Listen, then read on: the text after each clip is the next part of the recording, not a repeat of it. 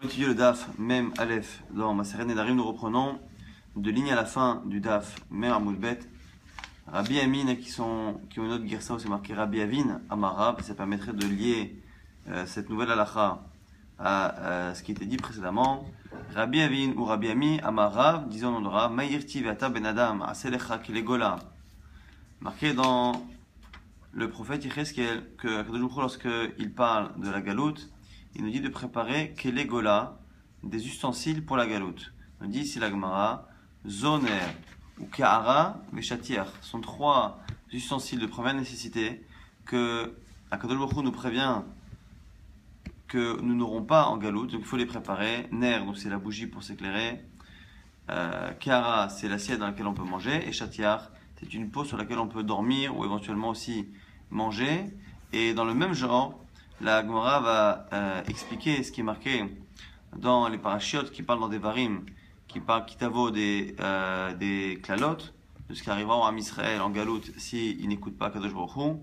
Marqué Ve'avata et toivecha, tu serviras ton ennemi. Et à un moment donné, on nous dit Ufro serkol, avec un manque de tout, c'est-à-dire que tout nous manquera. Et ici, on nous dit Amar Rabbi Ami Amarav, et là aussi il y en a qui disent que c'est Rabbi Avin, Amaravin Amarav, Beloner ou Belo Shulchan, qu'en galoute on n'aura ni bougie, ni shulchan, ni table sur laquelle manger. Rav Chizda Amar Belo Isha, lui dit que c'est sans femme. Rav Sheshet Amar Belo Shamash, sans shamash. Rav Nachman Amar Belo Dea, sans Dea, donc sans connaissance de Torah. Tana Belo Melach ou Belo Revav. Il y en a qui dit que c'est sans sel et sans revav et sans huile. Amar Abaye, Abaye nous dit Naktinan en ani la Bedea, il n'y a pas de pauvre, si ce n'est un pauvre à qui il manque de la connaissance et de la chorma. Et donc c'est pour aller dans le même sens que Rav Nachman pour dire que ici, cette pauvreté, ce manque, c'est justement le manque de Dea, le manque de connaissance. Et dans le même genre, le Marav en Eretz Israël on disait Amre, Dedabe Kulabe, Delodabe Mabe, celui qui a de la sagesse, de la connaissance, il a tout en lui. Celui qui n'en a pas, il n'a rien en lui.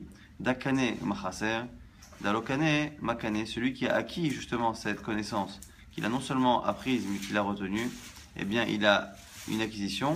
Et celui qui n'a pas acquis justement cette connaissance qu'il a étudiée, eh bien finalement qu'a-t-il comme acquisition, puisque rien ne lui sert s'il n'a pas cette connaissance de Torah qu'il n'a pas réussi à acquérir. Amar Rabbi Alexandrie, Amar Rabbi Chia bar Abba, Ein achole omen mecholio achemochalino kol avonotav.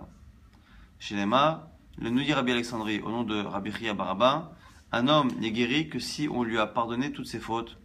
Et c'est marqué dans le Télim, à Soler, en parlant de Kadosh Baruch Hu, qui pardonne toutes les fautes, à Rofé Lechol Tachaloechi, et qui guérit de tous les maux. Et ici, on a tendance à dire que les deux parties de la phrase répètent plus ou moins la même idée, de dire que finalement, les deux vont ensemble, que la refoua, la guérison d'une maladie, et le pardon des fautes sont deux choses qui vont en général de pair. Rav Hamnuna Amar, Choselimin Alumav, nous dit Rav Hamnuna, cette personne-là qui, lorsqu'elle guérit, a tendance à revenir à sa jeunesse. Chez Nema, c'est marqué dans un pasuk, Routafash Besaro, Audioter, le pasuk nous dit que Retoufash Besaro, Min Noar, Yashuv, Limer Alumav, celui justement qui guérit de son mal, eh bien Yashuv Limer Alumav, il reviendra justement à ses jours de jeunesse, donc il aura cette tendance à rajeunir une fois qu'il a passé une maladie.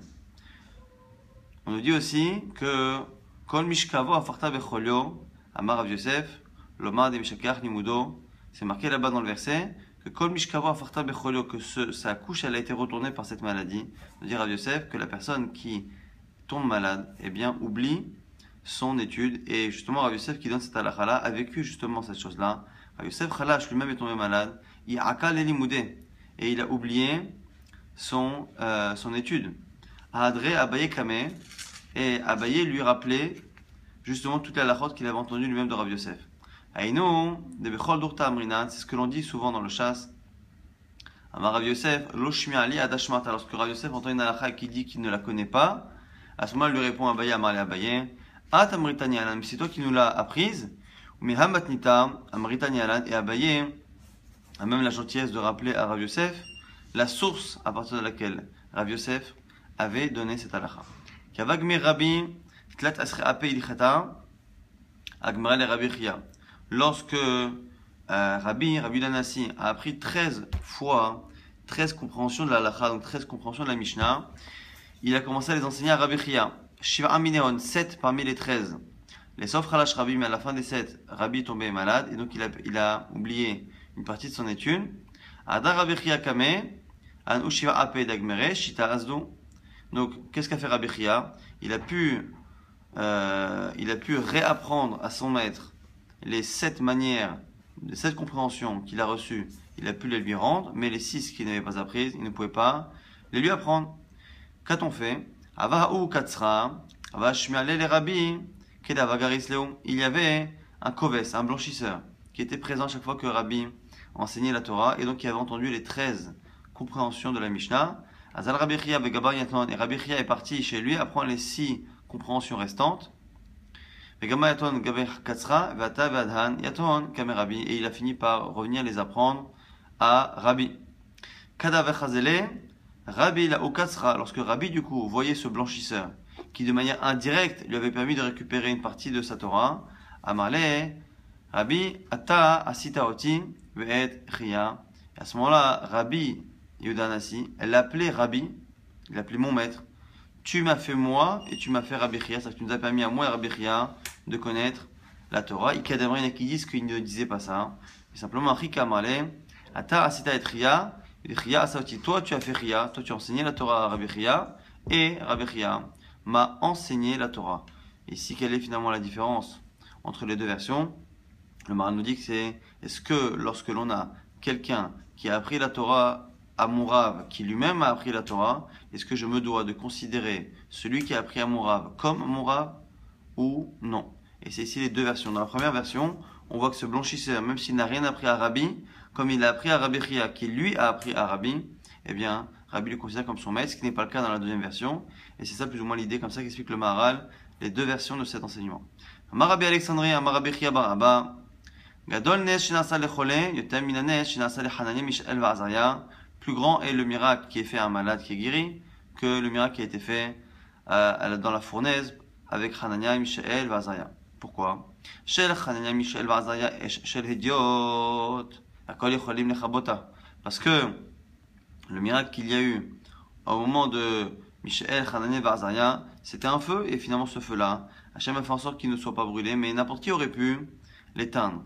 Vezo shel chole, shel shamaim hi, umiyachol lechabota, parce que le feu d'en haut, qu'il y a cette maladie-là, qui peut l'éteindre, donc le miracle est finalement plus grand. Marabi Alexandria, Marabi Chia Baraba, ve Amrela, il y en a qui disent que c'est pas Rabbi Alexandria, il y en a qui disent que c'est Marabi Yoshua ben Levi, keval shegia kitso shel adam, akol moshlimbo.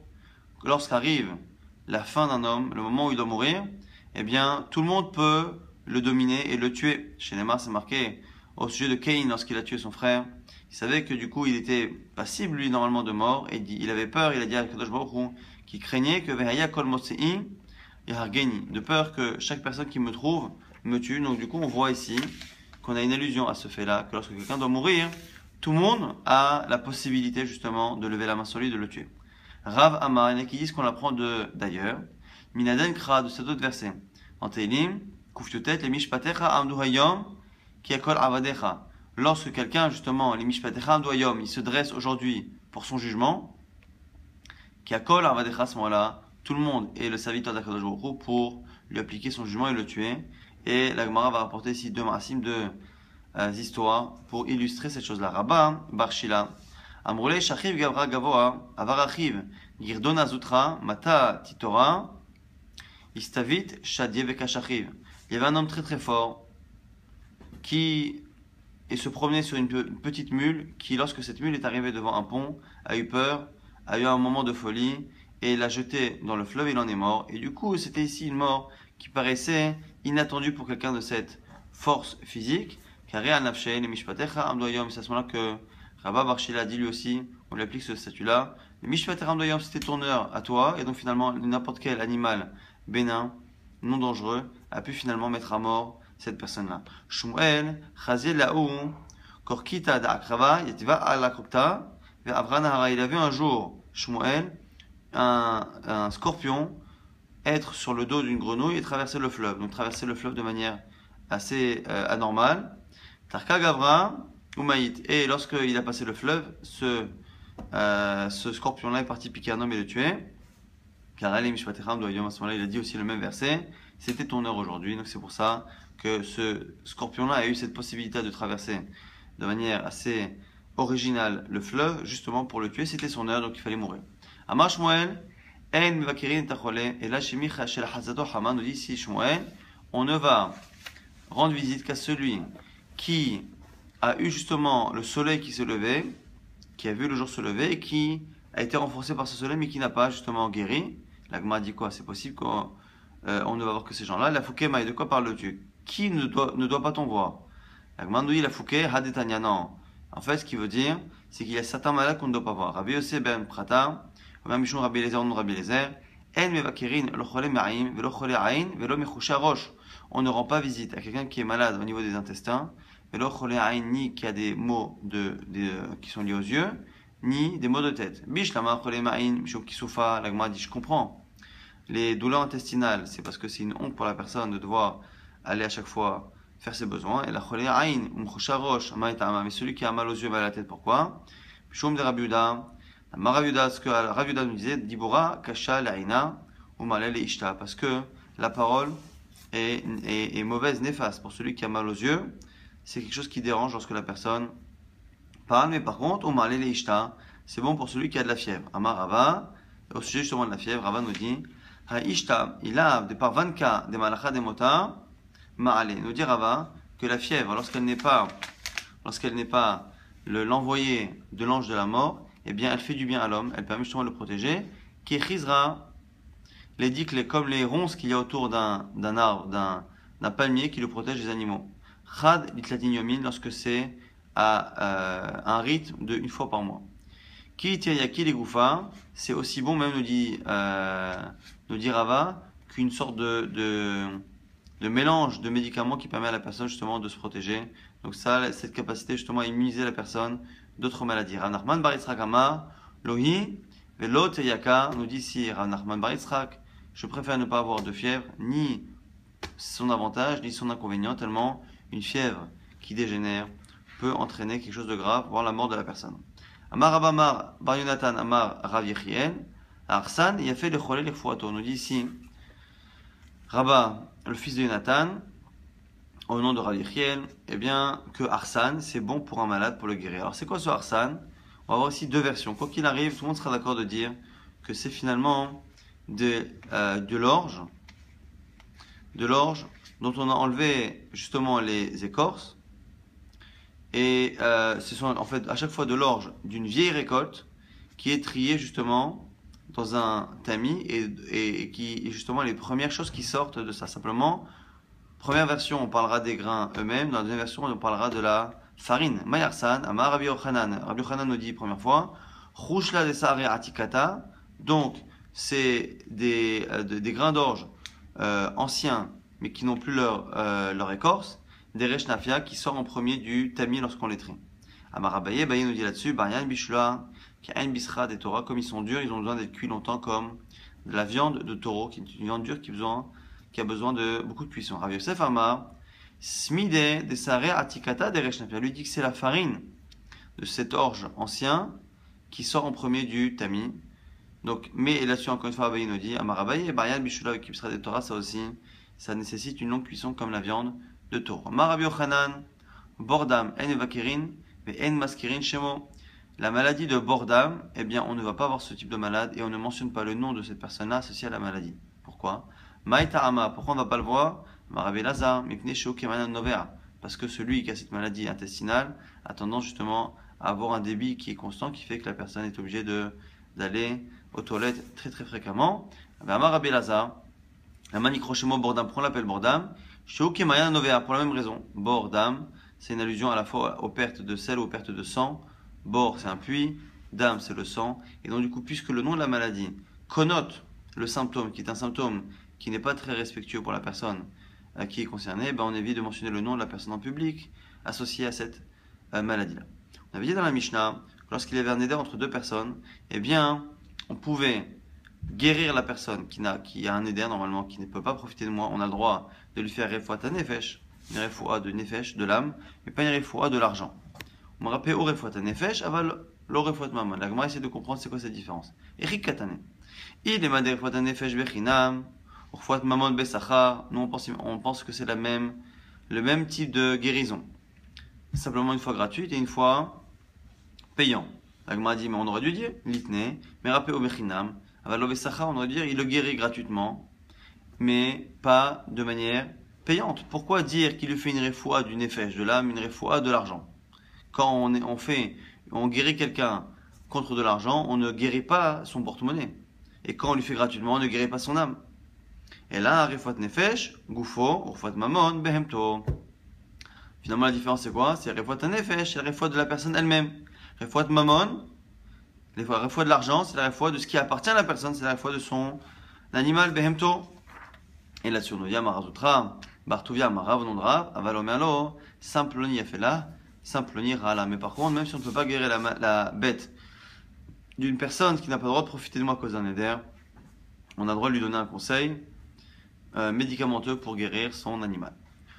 Nouvelle Mishnah, Veruhetz Eimo Beambatik de la, Avalo Bektana, on a le droit de se tremper dans un bain qui est grand, avec une personne qui n'a pas le droit de profiter de nous, mais par contre, pas dans un bain qui est petit. Pourquoi? Parce que le bain petit, lorsque la personne va venir se tremper avec son ami, eh bien, le volume corporel de la personne qui rentre dans le bain va avoir tendance à élever le niveau de l'eau, et donc l'autre personne sera plus couverte d'eau qu'avant, et du coup, il y a un profit pour l'autre personne qui rentre dans l'interdit du neder. Et chez la Imobamita, on a le droit de dormir dans le lit avec cette personne-là, même s'il y a un interdit de neder entre les deux. Rabbi Yehuda Omer, Bimot Ahama, Avalo Bimot Akshamim, Mipne Mehanehu, Rabbi Yehuda précise que l'autorisation n'est que en été, mais en hiver, lorsque l'on a froid, le fait de dormir avec une personne permet de profiter chacun de la chaleur corporelle de l'autre, et donc c'est interdit. Ça rentre dans l'interdit du neder. Ou Mesev Aimo Alamita, Vochel Aimo Alashochan, on peut s'accouder sur un lit, on peut s'allonger sur un lit, on peut manger à la même table. Aval l'omina tamproui, mais on ne peut pas manger d'un plat commun. Tamproui, c'est cette assiette-là commune que l'on tourne entre les personnes et qu'on n'a pas le droit de manger justement avec la personne qui a un éder, parce que comme finalement chacun prend sa part, si à un moment donné je laisse mon tour, eh bien je donne plus de part aux autres personnes, dont à la personne qui est justement en éder par rapport à moi, donc de peur que finalement si une des personnes passe son tour, fasse profiter celle qui n'a pas le droit de profiter, eh bien on ne mange pas d'une tambrouille, sauf on a le droit de manger ensemble du tambrouille à choser. Tambrouille à choser, l'ami Nagmara le dira à la fin, c'est un tambrouille qui choser la balveille qui revient à son propriétaire avec encore une fois de la nourriture, c'est-à-dire qu'il y a tellement de nourriture dans cette assiette commune que finalement la part que moi dont je vais me priver ne va pas donner plus aux autres, puisque finalement les autres auront quoi qu'il arrive de quoi manger, même de quoi laisser un reste. Par rapport à cette halakha de Ambati et du lit, l'Agmara rapporte une braïta. Tanya, lo yichatz aimo be'ambati velo yishen aimo b'amita. On ne peut pas, si la vie ici de Rabbi Meir qui nous dit qu'on ne peut pas aller dans un ambati avec une personne sur laquelle on a un neder, sans préciser grand ou petit, velo yishen aimo b'amita, ben gdola ben ketana, et on ne dormira pas dans le lit, et encore une fois, que ce soit le lit ou le ambati, que le lit ou le ambati soit grand ou petit, il n'y a pas de différence. Dit vrai Rabbi Meir, c'est Rabbi Meir, donc il n'est pas d'accord avec notre Mishnah. Rabbi Yehuda Omer, Rabbi Yehuda nous dit, Kedela bimotak shamim, ketana bimotachama mutar. Ça dépend. Le lit, si on est en hiver, eh bien, le petit lit est interdit parce qu'il y a ici un profil lié à la chaleur corporelle de l'autre. Si le lit est grand par contre et qu'il n'y a pas ce profil-là, non. Et un petit lit, bimotachama, eh bien, sera autorisé que bimotachama, que en été. Roches aimo, bambatik de là, ou mazia aimo, miktana. Et Rabbi Yehuda continue de dire que par rapport à Ambati, c'est que dans l'Ambati, dans le bain grand, qu'il est autorisé de le faire, mais par contre, dans la partie qui n'est pas un bassin, et qui est une partie juste le hammam où on reste là-bas pour transpirer, eh bien on a le droit de rester avec une autre personne, même s'il y a un éder, ou mazia aimo, miktana, même si le Ambati est petit, parce qu'on ne part pas du principe que dans un petit Ambati, la chaleur corporelle de l'autre peut faire profiter, faire transpirer l'autre. On part du principe qu'il n'y a pas de profit par rapport à la transpiration, simplement profit par rapport au bassin qui, lorsqu'une personne va rentrer dans l'eau, va avoir cette faculté-là à augmenter le niveau de l'eau. Aval meisev aimo ala mita, ochenimo ala shulchan, aval ominatam chouy, aval ochel ominatam chouy achoser. On reprend finalement dans la Mishnah ce qu'on avait dit, qu'on peut manger à table avec lui, on peut s'accouder, on peut manger On ne peut pas manger Mechila du tamrouille de ce plat commun, sauf si c'est tamrouille à Chosé, la Gemara précise, Rabbi Yosef, Bechanina, Mina tamrouille à Chosé, le Balabait, ce tamrouille qui revient à son propriétaire et qui revient justement avec encore de la nourriture, qui montre justement qu'il n'y a pas de reste, qu'il y a des restes, je veux dire, et donc du coup, le fait que chacun se prive ou pas n'a aucune incidence sur la part que le prochain va avoir. Lo yochel haimomine evus, chez Ifna pour Alinoni de la nouvelle Mishnah, qu'on n'a pas le droit de manger de cette grande assiette commune qu'il y a devant justement les employés, car les employés mangeaient ensemble et qu'en général, il n'y avait pas tant de reste que cela, et donc du coup, on part du principe que le fait de laisser sa place à l'autre pouvait lui donner un profit. Velo yarasa imo be'oman, et ils ne peuvent pas creuser ensemble des endroits par rapport aux vignes, creuser des tranchées par rapport aux vignes. Dit vrai Rabbi Meir, ça c'est Rabbi Meir.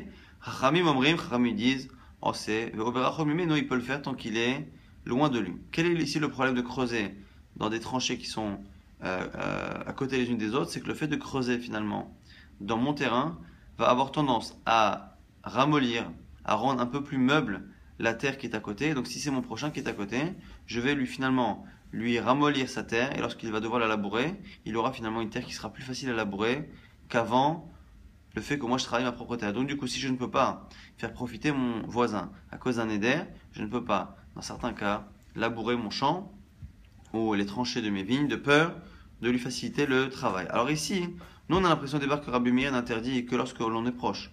Mais après on voit que Chachamim n'ont l'air d'autoriser que lorsque c'est loin. Donc comme si lorsque c'était proche, ils étaient d'accord. La Gemara précise. Bekarov l'obligé d'Assir, lorsque les deux tranchées sont proches, tout le monde est d'accord que c'est assourd. Que ce soit Rabbi Meir ou que ce soit Chachamim.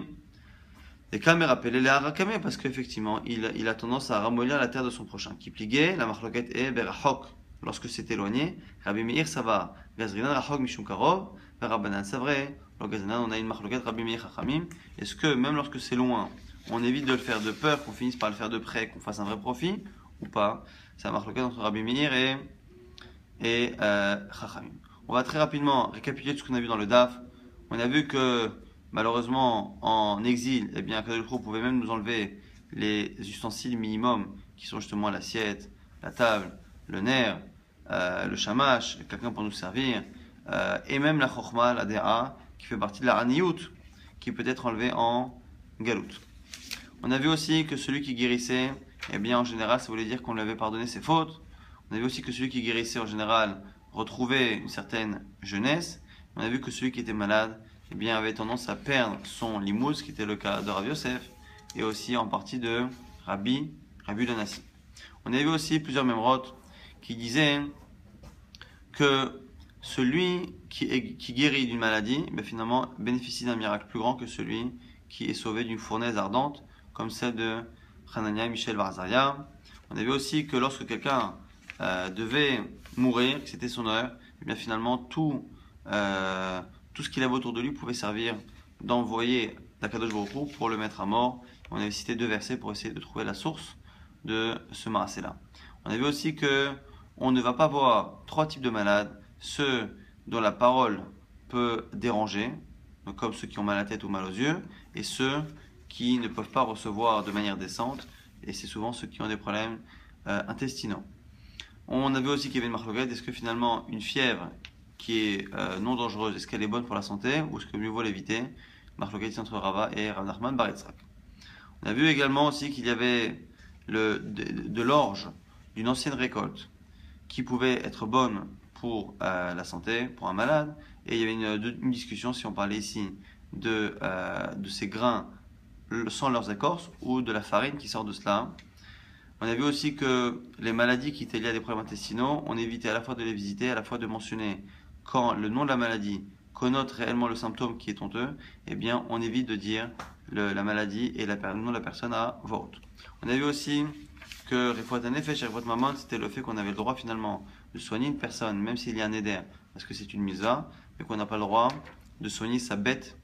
On peut donner un conseil pour la soigner, mais on ne peut pas la soigner nous-mêmes s'il y a un éder entre moi et la personne, parce que le fait de soigner son animal ne rentre pas dans la mitzvah, et c'est un profit. On a vu que dans la Mishnah, on permettait de se baigner dans un bassin commun si le bassin est grand, mais pas s'il est petit. Et dans le lit, on avait une marloquette avec Rabbi Yehuda entre si on faisait une différence entre l'été et l'hiver, puisqu'en hiver, finalement, on fait profiter la personne de sa chaleur corporelle. Et on a vu que c'était une marloquette entre Rabbi Meir et Rabbi Yehuda. Rabbi Meir ne fait pas de distinguo. Et finalement, il interdit tous les types de bains et tous les types de lits, alors que Rabbi Yehuda fait un distinguo entre les petits et les grands. Et on a vu qu'au niveau du tamproui de l'assiette commune, on faisait une distinction. On faisait une distinction entre le tamproui, cette assiette commune, qui a une quantité qui est limitée, et celle qui a une quantité qui dépasse largement celle des convives. Et à ce moment-là, on peut manger avec la personne qui est en éder par rapport à nous, car même si on laisse notre repas, on sait très bien qu'on ne va pas lui donner plus que cela. On a établi avec une marloquette entre Rabbi Meir et Chachamim. Tout le monde était d'accord qu'on n'a pas le droit de labourer, de travailler son champ, de creuser à côté du champ de mon ami avec qui j'ai un éder, car le fait de creuser ma terre va avoir tendance à ramollir la sienne et à aider justement sa harisha, le fait qu'il son labourage futur. Et simplement la marloquette Rabbi Meir et Rabbi Yehuda et Chachamim, c'est est-ce que on interdit même de le faire lorsque je suis loin de son terrain, de peur que finalement je le fasse de près et que je finisse par encore une fois lui ramollir sa terre et l'aider dans son travail de la terre.